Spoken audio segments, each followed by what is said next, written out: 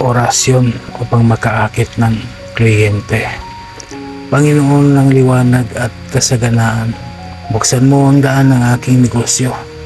Hayaang lumapit ang mabubuting kliyente na may bukas na puso at isip. Naway ang aking alok ay tanggapin at ang aking gawain ay maging daan sa kabutihan at tagumpay. Amen. Bigkasin lamang ang mga orasyon na sumusunod ng 3 beses at iihip sa isang basong tubig at inumin. Di kaya iihip mo sa iyong dibdib. Sator aripo tinito perarotas. Tretrom esignum Christum. Tretrom esignum Christum. Tretrom esignum Christum. Amen. Gawin ito araw-araw hanggang sa makaakit ka ng kliyente.